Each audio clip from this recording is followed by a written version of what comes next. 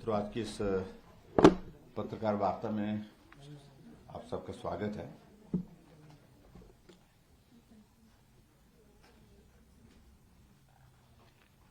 मुझे इस बात की खुशी है कि पिछले कल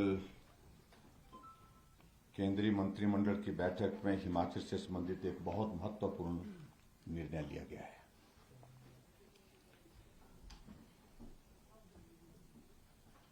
और वो निर्णय हमारे ट्रांसगिरी क्षेत्र में रहने वाले गुवाहाटी कम्युनिटी के जो हमारे भाई बहन हैं,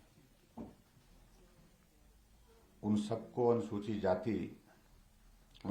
जनजाति का दर्जा देने के लिए मंजूरी मिली है। अनुसूचित जनजाति के इस दर्जे के लिए बहुत लंबे समय से संघर्ष चल रहा था, मांग चल रही थी, और पिछले कल इस ऐतिहासिक निर्णय के लिए मैं सबसे पहले हमारे देश के यशस्वी प्रधानमंत्री नरेंद्र मोदी जी का हृदय से आभार व्यक्त करता हूं। उन्होंने उस क्षेत्र की जनता की भावनाओं को समझा और भावनाओं के अनुरूप उन्होंने निर्णय लिया। और इस सारे विषय को लेकर के मैं विशेष तौर से आभार व्यक्त करना चाहूंगा हमारे केंद्रीय गृह मंत्री आदरणीय श्री अमित शाह जी का,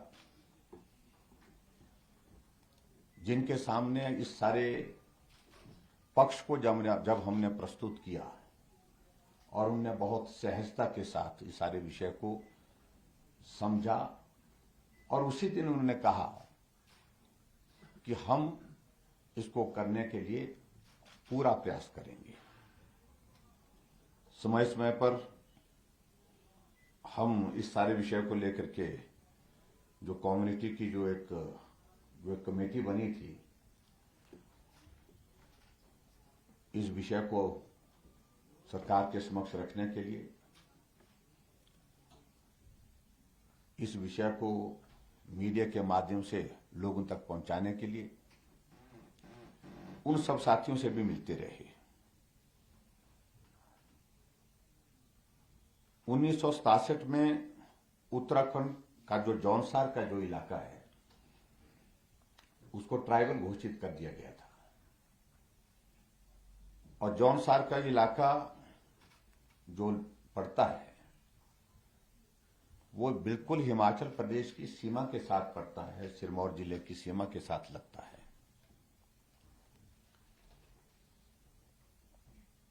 हमारे हिमाचल के बहुत सारे ऐसे परिवार हैं, आधा परिवार हिमाचल प्रदेश में इस तरफ रहता है, आधा परिवार उत्तराखंड में उस तरफ रहता है। और उसके बाद ये परिस्थिति हुई जब 1967 में जौनसार के इलाके को ट्राइबल घोषित कर दिया गया, तो परिवार के सदस्य जो इस तरफ रहते थे हिमाचल प्रदेश में, वो ट्राइबल में शामिल नहीं हो पाए, लेकिन जो जौनसार के इलाके में उस तरफ उत्तराखंड के उस हिस्से में रहते थे वो ट्राइबल घोषित हो गए। यानी कि एक परिवार में एक भाई ट्राइबल में और एक भाई ट्राइबल में नहीं। इस तरह की एक परिस्थिति बनी थी, जिस बात को लेकर के हमारे वहां सिरमौर के हमारे जो लोग हैं हमेशा अपनी बात को प्रदेश सरकार के सामने उठाते रहे। अगर सही मायने में इस बात को हम कहें कि 1967 के बाद लगातार ये प्रयास चल रहा था कि हम एक परिस्थिति में रहते हैं, भौगोलिक परिस्थितियां एक तरह की हैं, हमारे कल्चरल सारी चीजें आपस में मेल खाती हैं, बोली भाषा हमारी एक जैसी है, और ऐसे में हिमाचल प्रदेश में जो रहने वाले हमारे साथी हैं उनको भी ट्राइबल में शामिल किया जाए। तो ये एक मांग बहुत लंबे समय से चल रही थी, और अभी इस निर्णय के साथ मुझे इस बात की खुशी है कि इस फैसले से लगभग 1,60,000 के लोग जो इसमें लाभान्वित इसमें होंगे। और स्वाभाविक रूप से जनजातीय क्षेत्र का दर्जा मिलने के साथ साथ में यहाँ के लोगों को विशेष योजनाओं का लाभ भी मिलेगा, और बजट प्रोविजंस भी उसके मुताबिक आने वाले समय में होंगे, जिससे उस क्षेत्र के विकास की दृष्टि से वो बहुत महत्वपूर्ण होगा। मैं आज के इस पत्रकार वार्ता में अपने केंद्रीय नेतृत्व का जहां आभार व्यक्त करता हूं, वहां पार्टी के राष्ट्रीय अध्यक्ष जगत प्रकाश नड्डा जी के समक्ष भी हमने सारे विषय को रखा और उन्होंने भी सारे विषय को लेकर के गृह मंत्री जी से बहुत विस्तार से चर्चा की। उन्होंने हालांकि हमसे डिटेल्स मांगी सारी इसकी कि आप हमें सारी डिटेल्स दीजिए, और उसके साथ साथ में पॉइंट्स बना करके उनके साथ उन्होंने विस्तार से चर्चा की। हमारे शिमला के सांसद सुरेश कश्यप जो हमारी पार्टी के जो अध्यक्ष हैं, इनके साथ भी दोनों का हमारा मिलना गृह मंत्री जी से भी हुआ। और मैं ये भी कहना चाहूंगा, ये विषय आज का नहीं, पूर्व में जब गृह मंत्री हमारे राजनाथ सिंह जी थे तो उस वक्त भी मैं उनके सामने सारे विषय को लेकर के तीन बार मिला हूं। और बलदेव तोमर जी खासतौर से इस हाटी कम्युनिटी के इश्यू को लेकर के बहुत मुखर थे, बहुत जोरदार ढंग से पैरवी कर रहे थे। बाकी जो मंच पर बैठे हैं, सुखराम चौधरी जी, रीना कश्यप जी, सब लोगों का एक मत था, ये होना ही चाहिए, सारे नेतृत्व का एक मत था। मैं अनुराग ठाकुर जी उनका भी आभार व्यक्त करता हूं, जो केंद्र में मंत्रिमंडल में है, और केंद्रीय मंत्रिमंडल में जब इस सारे विषय को लेकर के विषय आगे बढ़ा तो उनका भी उसमें सहयोग रहा है।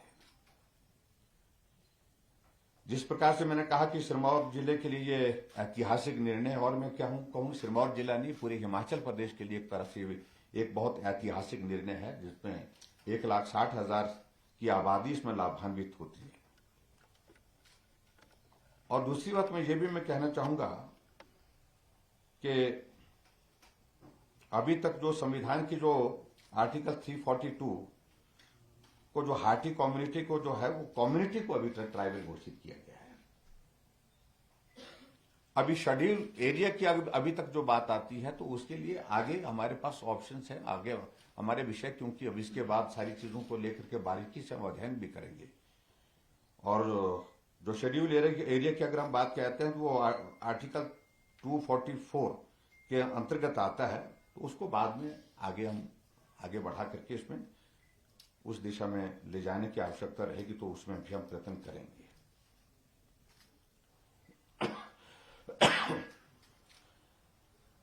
ये मैं जरूर कहना चाहूंगा कि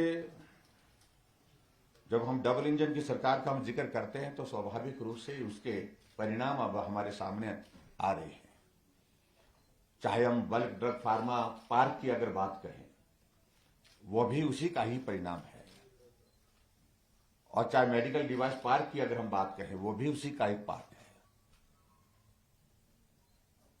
और कुछ लोगों का ये बार बार हमेशा ये कहना कि मोदी जी हिमाचल आते हैं, कई बार आ लिए, दिया कुछ नहीं।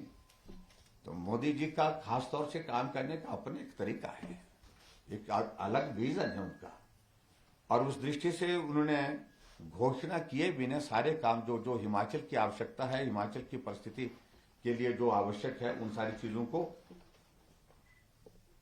समय समय पर वो करते जा रहे हैं। और हिमाचल के साथ मैंने जिस प्रकार से कहा कि उनके एक बहुत इमोशनल एक अटैचमेंट है, एक कनेक्ट है, इसलिए हिमाचल के विषय को बारीकी से वो सुनते हैं, और सुनते ही नहीं, वो समझते भी हैं।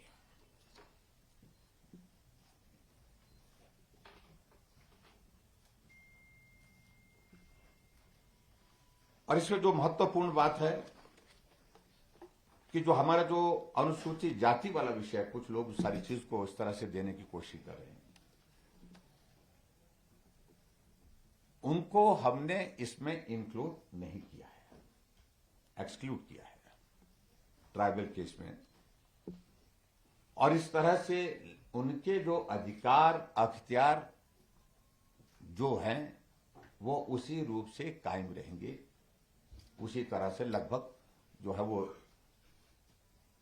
व्यवस्थित ढंग से चलते रहेंगे। एक बात सबसे महत्वपूर्ण चीज मुझे लगता है कि यह है, जिस पर मुझे अपनी बात आप सबके सामने कहनी थी।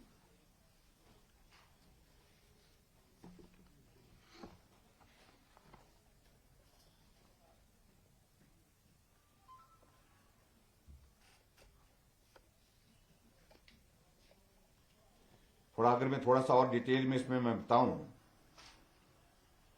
तो उसमें मुझे 2-3 चीजों को लेकर के जरूर आपके सामने बात कहनी है।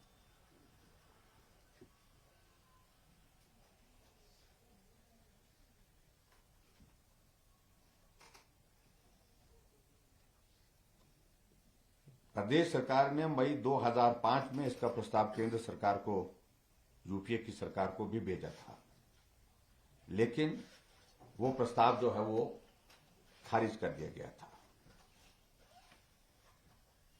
और उसके पश्चात जो है वो कांग्रेस की सरकार ने इस सारे विषय को हाथ लगाना ही छोड़ दिया। फिर हिमाचल प्रदेश में आदरणीय धूमल जी के नेतृत्व में सरकार बनी। फिर ये कोशिश हुई कि ये पक्ष फिर से केंद्र के समक्ष रखा जाए और अगस्त 2011 में जो है हाटी समुदाय की संस्कृति और स्थिति के बारे में नई रिपोर्ट बनाने का काम शुरू किया गया। और फिर 4 अगस्त 2018 को केंद्रीय गृह मंत्री, केंद्रीय जनजातीय मंत्री के मामलों के मंत्री से यह विषय उठाया गया। 2018 में हमारी सरकार आने के बाद और केंद्र से इस विषय पर ताजा जो एथनोग्राफिक प्रस्ताव जो है, रेजोल्यूशन जो है वो मांगा गया। ये बहुत इंपॉर्टेंट है। इसके कारण ही सारा जो है वो सारा जो विषय जो है प्रभावी ढंग से आगे बढ़ा है। वो एथनोग्राफिक, इसका जो अभिप्राय है कि वे जो किसी समुदाय के रहन सहन, खान पान, संस्कृति और परंपराओं का अध्ययन करने की बात आती है, ये सारी चीजें उसमें इंक्लूड होती है, जिस पर कहा गया कि भी नए सिरे से इसका अध्ययन करने के बाद इसकी रिपोर्ट दी जाए। और हमने इस पर काम किया और हमने नए सिरे से जो एथनोग्राफिक प्रस्ताव तैयार करके जो है केंद्रीय जनजातीय मामलों के मंत्रालय को हमने केंद्र के लिए भेजा था। और इसमें एक बात मैं ये भी कहना चाह रहा हूं कि 10 मार्च 2022 को माननीय केंद्रीय गृह मंत्री को पत्र लिख करके हमने आग्रह किया कि रजिस्ट्रार ऑफ इंडिया आरजीआई को हाटी समुदाय की अनुसूचित जाति का दर्जा देने के प्रस्ताव पर विचार करने के निर्देश दिए। ये हमने फिर से उनके साथ एक कम्युनिकेशन किया और इस संबंध में 11 मार्च 2022 को माननीय केंद्रीय गृह मंत्री जी से हमारी भेंट भी हुई और इसके बाद अप्रैल 2022 में रजिस्ट्रार जनरल ऑफ इंडिया ने ट्रांसगिरी क्षेत्र में रहने वाले हाटी समुदाय के अनुसूचित जनजाति में शामिल करने के लिए सहमति दी। ये इंपॉर्टेंट है। जो डेट 13 अप्रैल की बात है। हाँ, डेट इसमें एग्जैक्ट डेट नहीं है, अप्रैल 2022 लिखा है मेरे पास है जी। अब उसका जो आगे मैं ये जो आपके बीच में जो कहना चाह रहा था उसके जो इम्पैक्ट देखिए, इसमें इम्पैक्ट इन द सेंस मतलब जो एरिया आएगा उसमें, उसकी थोड़ी सी तफसील, थोड़ी सी डिटेल्स मैं आपके सामने शेयर करना चाहूंगा। मोटे तौर पर इसमें सिरमौर जिला की 4 विधानसभा क्षेत्र पच्छाद, रेणुका जी, शिलाई और पांवटा साहिब, इसमें जो है ये पॉपुलेशन का प्रोपोर्शन ज्यादा है, काफी है, तो इसके बारे में थोड़ी सी डिटेल देना चाहता हूं। पच्छाद विधानसभा क्षेत्र में 34 पंचायतें, जिसमें 33 पंचायतें और 1 नगर पंचायत है, ये इसमें शामिल होंगी। और टोटल जो गांव इसमें शामिल होंगे 141 गांव उसमें शामिल होंगे। और पच्छाद विधानसभा क्षेत्र की जो पॉपुलेशन जो इस का हिस्सा बनेगी 27,261 ये ट्राइब जो एसटी में आ जाएगी अब। और उसके बाद जो पॉपुलेशन जो हमारी अनुसूचित जाति की जो रह जाएगी वो 21,594 रह जाएगी। ये राजगढ़ क्षेत्र के लिए ब्लॉक का। दूसरा विधानसभा क्षेत्र हमारा रेणुका जी, उसमें टोटल जो पंचायतें जिसमें जो आ रही हैं उसका नंबर 44 है। और जो गांव उसमें शामिल हो रहे हैं 122। और जो शेड्यूल ट्राइब में जो पॉपुलेशन जिसको इसका लाभ मिलेगा वो 40,357, और उसके बाद वहां पर जो शेड्यूल कास्ट पॉपुलेशन जो रह जाएगी वो 29,990 रह जाएगी। और इसी प्रकार से जो सबसे ज्यादा जिस क्षेत्र में इस पॉपुलेशन का और सारा एरिया जो ज्यादा आता है तो वो है शिलाई विधानसभा क्षेत्र। शिलाई विधानसभा क्षेत्र में कुल पंचायतें इसमें आएंगी 58 और नंबर ऑफ विलेजेस 95।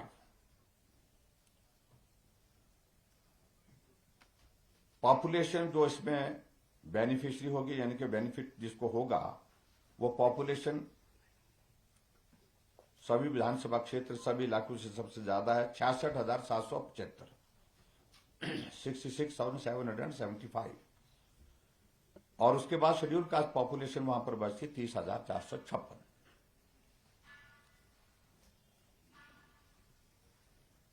और इसी तरह से पांवटा विधानसभा क्षेत्र में 18 पंचायतें इसमें शामिल हो रही हैं। गांव की संख्या इसमें 31 है, 31 है। पॉपुलेशन जो इसमें शामिल होगी जिसको इसका बेनिफिट मिलेगा शेड्यूल ट्राइब का वो 25,323। और उसके पश्चात शेड्यूल कास्ट का जो नंबर जो रह जाता है 9,406। कुल मिलाकर के अगर सिरमौर डिस्ट्रिक्ट में टोटल नंबर हम इसमें पंचायतों का अगर हम जिक्र करें 154 total panchayat, total number of villages 389, total population जो इसमें जिसको बेनिफिट होगा इसका शेड्यूल ट्राइब का वो 1,59,716, 1,59,716। और इसके बाद जो हमारे अनुसूचित जाति का जो पॉपुलेशन रह जाता है वो 91,446 रह जाता है।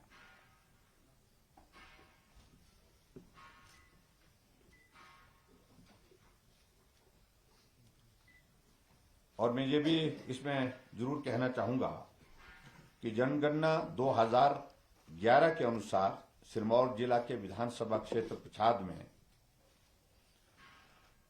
27,261 लोग, रेणुका में 40,357 लोग, शिलाई में 66,775 लोग तथा पांवटा साहिब में 25,323 लोग अनुसूचित जनजाति के दर्जे से लाभान्वित होंगे। और अनुसूचित जाति समुदाय 91,446 जो रह जाएंगे उनकी भावनाओं का भी सम्मान करते हुए हमने इनको ट्राइबल के उस दर्जे से इनको जो है उसमें से इनको इंक्लूड नहीं किया है, इनको एक्सक्लूड किया है। ये मैं कहना चाहता हूं ताकि उनके हितों को सुरक्षित रखा जा सके।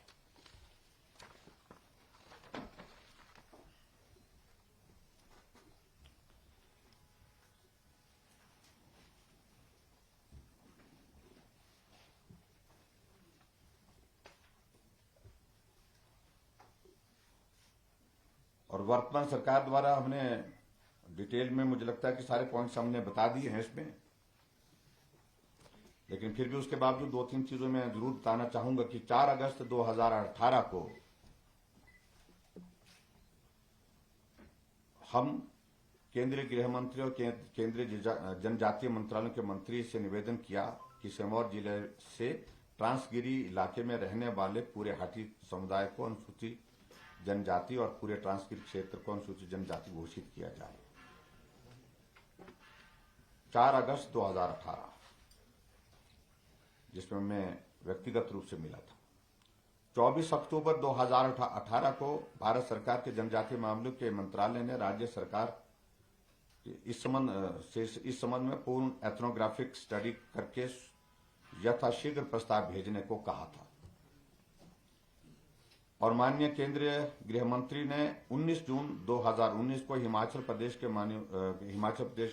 मुख्यमंत्री यानी के में जहां उनको मिलने के पश्चात उन्होंने हमें जवाब भेजा केंद्रीय गृह मंत्री 19 जून 2019 को, जिसमें कहा गया कि प्रस्ताव की पड़ताल करने के बाद उचित कार्रवाई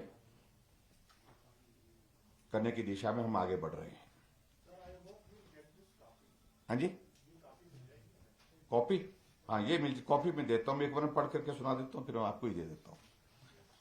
तो 2 मार्च 2021 को जनजातीय मामलों के मंत्रालय ने बताया कि ट्रांसगिरी क्षेत्र में 2011 की जनगणना के अनुसार अनुसूचित जनजाति की आबादी मात्र 0.20% है। ट्रांसगिरी को तभी अनुसूचित क्षेत्र घोषित किया जा सकता है जब यहां अनुसूचित जनजाति की आबादी 50% से अधिक हो। इस बात को लेकर के एक पत्र लिखा, जिसके कारण थोड़ा सा हमको लग रहा था कि कठिनाई आ गई है इस काम में। मंत्रालय ने आग्रह किया कि उसके बाद फिर दोबारा कि पहले हाटी समुदाय को जनजाति घोषित करने के लिए एथनोग्राफिक प्रपोजल भेजी जाए। अगर हाटी समुदाय जनजाति घोषित हो जाए तो उसके बाद ट्रांसगिरी को अनुसूचित क्षेत्र घोषित करने पर विचार किया जा सकता है। और उसके बाद ताजा एथनोग्राफिक प्रस्ताव जो हमने भेजा हाटी समुदाय को हिमाचल प्रदेश की अनुसूचित जनजाति की सूची में शामिल करने के संबंध में ताजा एथनोग्राफिक प्रस्ताव तैयार करके केंद्रीय जनजातीय मंत्रालय को भेजा गया 18 सितंबर 2021 को, और 3 मार्च 2022 को प्रस्ताव भेजा गया। ये 2 बार भेजा था हमने प्रस्ताव। तो ये जानकारी में थोड़ा सा एक आपको डिटेल में जो पॉइंट्स जिस पर जो एफर्ट्स बार बार हुए। लेकिन इसके बाद सबसे बड़ी बात यह है कि जब भी हमारा केंद्रीय गृह मंत्री जिससे मिलना हुआ, चाहे वो हमारी चंडीगढ़ में हमारी बैठक थी, चाहे वो हमारी बैठक वो जयपुर में थी, हमारी जो जोनल काउंसिल की मीटिंग थी, उसमें अलग से समय लेकर के मैंने हमेशा इस सारे विषय को लेकर के बात की।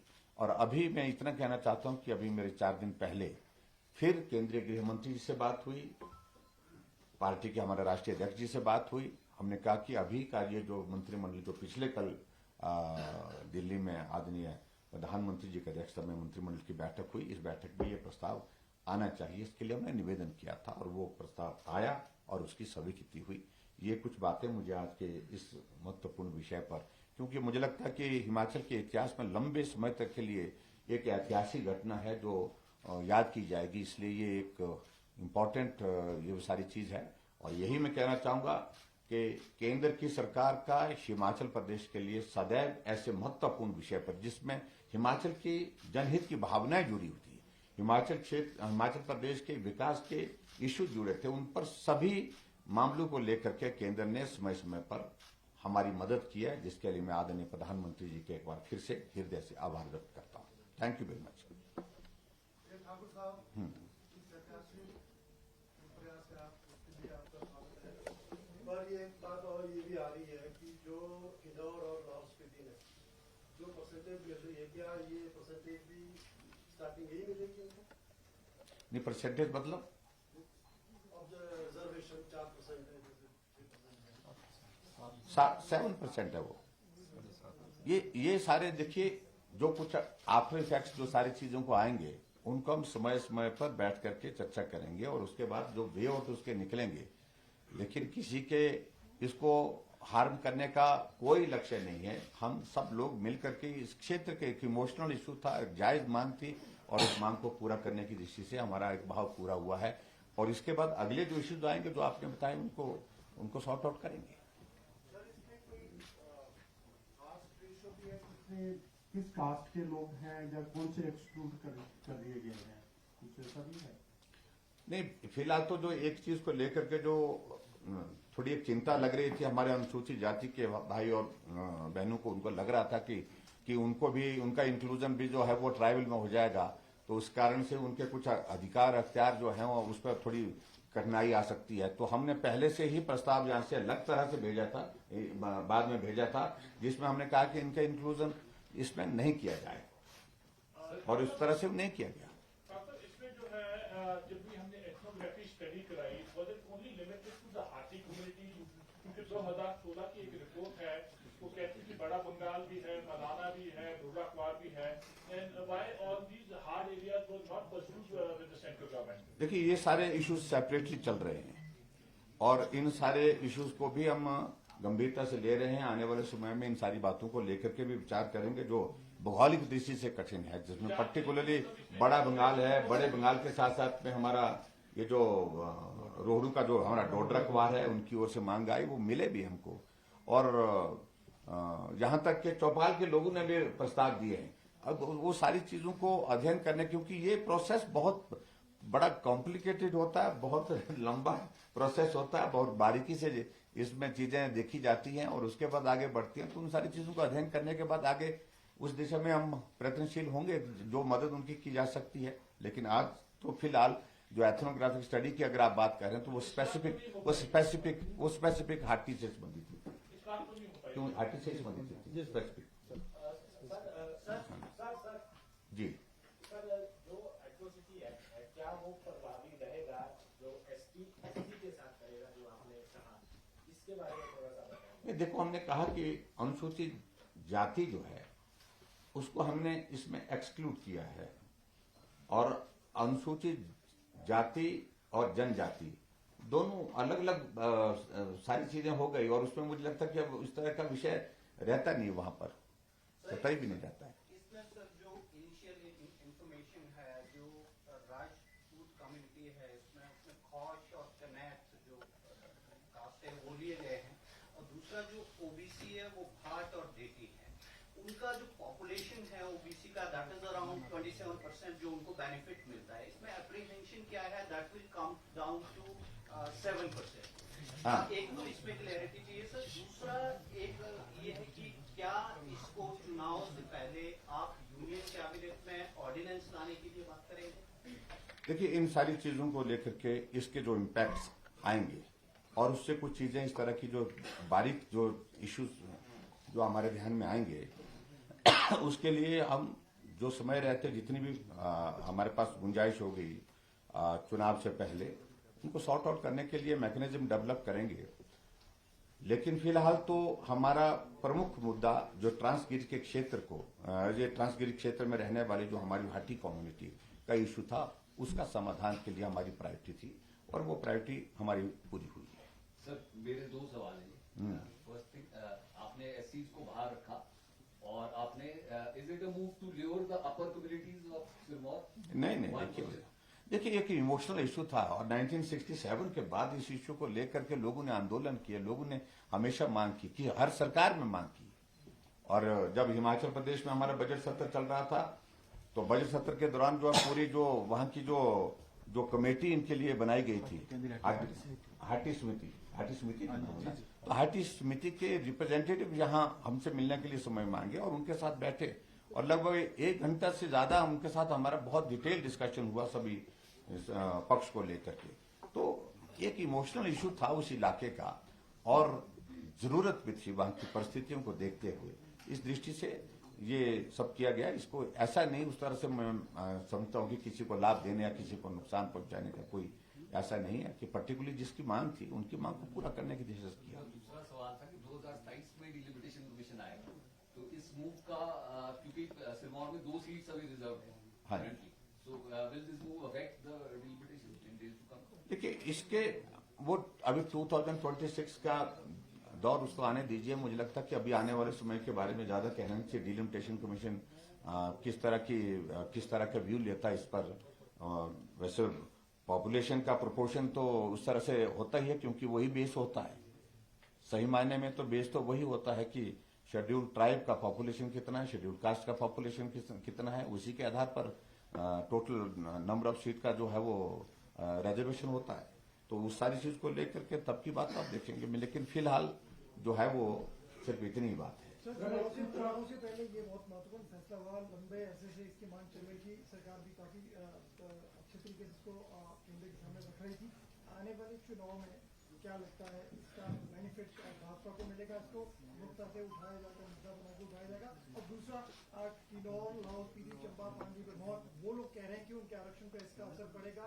डिवीजन होगा, उनका जो रक्षण का कोटा वो कम होगा। देखिए, बहुत मैं समझता हूं कि मैं आप सबसे भी इसमें सहयोग चाहूंगा। बहुत सारे कंफ्यूजन जानबूझ करके कुछ जगह क्रिएट करने के कुछ लोगों, क्योंकि हम चुनाव के करीब हैं, चुनाव के नजदीक है, इसलिए ऐसे प्रयत्न हो रहे हैं।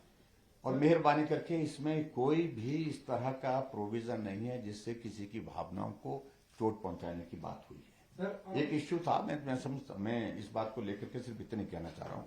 और इसमें सारी चीजें बहुत ठीक पर्सपेक्टिव में आगे बढ़ी है और पूरी दिशा जो उसको दी गई है, जिसमें सारी चीजों का उसमें ध्यान रखा गया है। और लेकिन मैं इतना जरूर मैं कहना चाहता हूं कि देखिए, हमारी सरकार ने कुछ एक केंद्र सरकार के समक्ष जो विषय उठाए थे, उन सारे विषयों में हमें सफलता हासिल हुई है। चाहे वो हमारे केंद्र सरकार से संबंधित जितने भी इश्यूज यहां से हम भेजते रहे, ये आसान नहीं था। ये इशू जो है बहुत लंबे समय से चल रहा था। और मैं ये भी कहना चाहता हूं, जो खासतौर से जिक्र बड़े लोगों का, छोटे लोगों का आजकल कुछ जगह कुछ लोग बड़े सार्वजनिक मंच से कर रहे हैं, तो बड़े ही लोग सब काम करते हैं ऐसा जरूरी नहीं है, कुछ काम छोटे लोग भी करते हैं। आपका ये इशू बहुत बड़ा इशू था, लेकिन छोटे लोगों ने किया ये। और उसके बाद दूसरी बात मैं ये भी कहना चाहता हूं, बल्क ड्रग फार्मा पार्क, जिसमें आने वाले समय में 20,000 लोगों के लिए रोजगार मिलेगा और लगभग 50,000 करोड़ रुपए की, जब वो मुकम्मल हो जाएगा, पूरा हो जाएगा, कंप्लीट हो जाएगा, तो उसका 50,000 करोड़ की एक्सपेक्टेड इन्वेस्टमेंट है वहां पर, और 10,000 लोगों को इनडायरेक्ट रोजगार मिलेगा।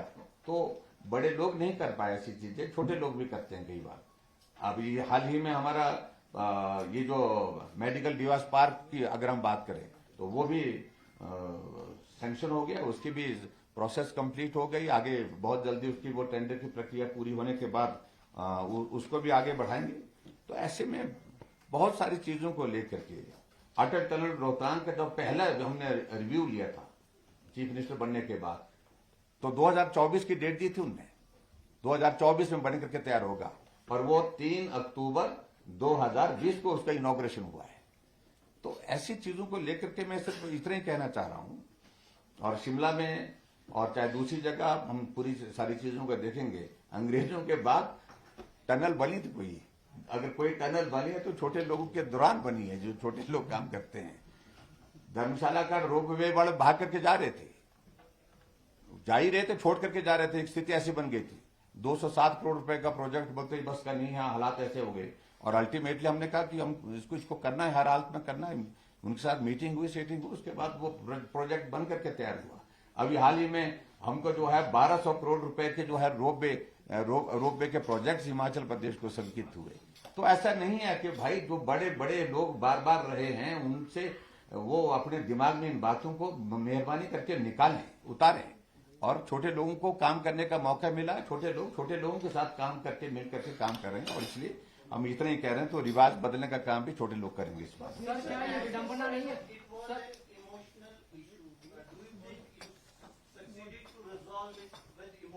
Connect with union government, but definitely, बिल्कुल। सर, क्या ये विडंबना नहीं है कि आजादी के 75 वर्ष बाद जो क्षेत्र है वो जनजातीय क्षेत्रों में जाने की मांग कर रहे हैं, जबकि विकास होना चाहिए था और जनजातीय क्षेत्र से बाहर आना चाहिए था। तो क्या आप आज तक की जो सरकारें हैं वो विफल रही हैं इस क्षेत्र में? देखिए, मैं इस तरह से ये नहीं कह रहा हूँ। एक किसी एरिया का डेवलपमेंट से के साथ जुड़ा हुआ विषय तो होता है, लेकिन कुछ भावना से भी जुड़ा हुआ विषय होता है। तो इसलिए ये भावनात्मक इशू था, और वो डेवलपमेंट से भी जुड़ा हुआ। सिरमौर डिस्ट्रिक्ट में आज की तारीख में हम महसूस करते हैं कि उस इलाके में डेवलपमेंट की रिक्वायरमेंट भी कंपैरेटिवली ज्यादा है। सर, बात जो है बड़े लोगों का, छोटे लोगों का जिक्र हो रहा है सर। भारत जोड़ो यात्रा चल रही है सर, और हिमाचल में रोजगार यात्रा चल रही है, लेकिन इस बीच में गोवा में 8 लोग जो कांग्रेस के वो भाजपा में शामिल होते हैं। आपको किस तरह से देखिए, मैं तो कांग्रेस के नेता भारत जोड़ो यात्रा पर निकले हैं, और कांग्रेस के लोग जो है भारत छोड़ो यात्रा पर चल रहे हैं। तो मैं सिर्फ इतना कहना चाह रहा हूं कि कांग्रेस के लिए इससे खराब दौर कभी जिंदगी में आया नहीं जो अभी आया है। सर, यहाँ बार बार बड़े लोगों और छोटे लोगों का जिक्र हो रहा है, बार बार हुआ है जिक्र, तो बड़े लोग इलेक्शन लड़ेंगे इस बार सर? तो बड़े लोगों के बारे में मैं ज्यादा नहीं कहता हूं, मैं छोटा आदमी भाई। सर, 1967 में उत्तराखंड का जो चौसा बाबर था उसको जनजातीय घोषित किया गया, तो क्या उस समय जो है डॉक्टर कुमार की चूक थी हिमाचल? नहीं, मैं इस सारी पर कोई टिप्पणी नहीं करना। उस वक्त की कुछ प्रायोरिटीज अलग तरह की रही, उस तरह की परिस्थितियां कुछ अलग तरह की रही होंगी, उस पर कोई टिप्पणी करने की आवश्यकता नहीं। लेकिन जो अभी हुआ है हम उसका ही जिक्र करना चाहते हैं। थैंक यू वेरी मच, बहुत बहुत धन्यवाद। Please, thank you.